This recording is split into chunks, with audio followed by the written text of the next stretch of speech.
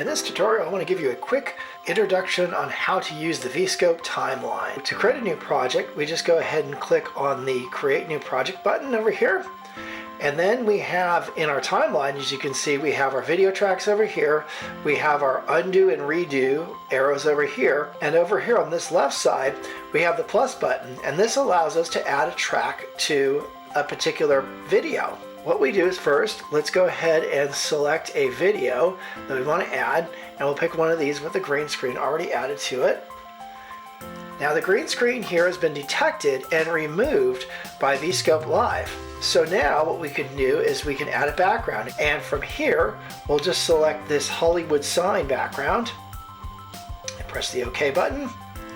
And now it's added. And now as you can see, it doesn't quite match up with the background. There's some black over here. So to resize the background, all we have to do is press the Hollywood sign track and then reposition the background where we want it, and then just pinch zoom it out to make it the right size. As you can see, there's another problem. We can see some black bars at the top of this video. So we could get rid of those. First thing we need to do is select the video clip. We'll select this button called the crop button.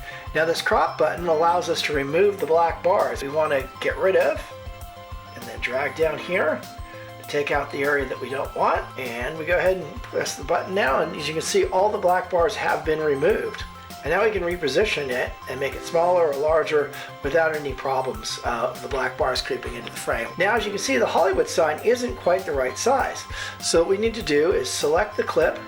So let's drag right on the edge of this clip, right here on the edge, and now the clip is filling the whole area. But as you can see, this green screen clip right here takes up too much of the timeline. So what we want to do is we want to make the timeline smaller. So all we got to do is just pinch zoom the timeline to reduce the size. We just keep pinch zooming until we can see the entire clip that we want.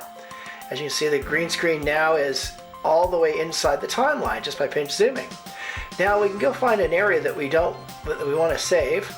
So let's pick up this area right here, and we want to trim this clip. So first thing we do is we select the clip, and then we press the scissors button to actually trim it.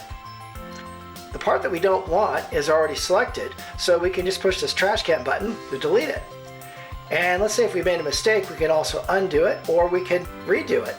So we'll take this part right here, and we'll trim it out about right here. So we select the clip again, and then we press the scissors. This time we'll take the tail end of the clip and select it and hit the delete button. Reposition the Hollywood sign so that it matches up to where we want it. And now we have our new video clip. So that's pretty good, but what if we wanted to add another layer? So all we would have to do is just pick up our clip over here, and we can add a layer just by moving this clip, picking it up, and then moving it. Now let's move this clip down. We'll pick it up and drag it all the way down. And now we have a free layer right up here at the very top. So what we're going to do is press our plus button again, and then we can add a new video that we want to use. We're going to use this rain foreground. As you can see, now we have to see that it's raining in our image, and so we can play it back and we can see that it's raining. We want to do an export. All we got to do is click on the share button over here, and the clip will start exporting, and once it's finished, it's going to allow us to preview. So now we can see that it is actually raining. And that's a quick tutorial on how you use the timeline in Veescope Live.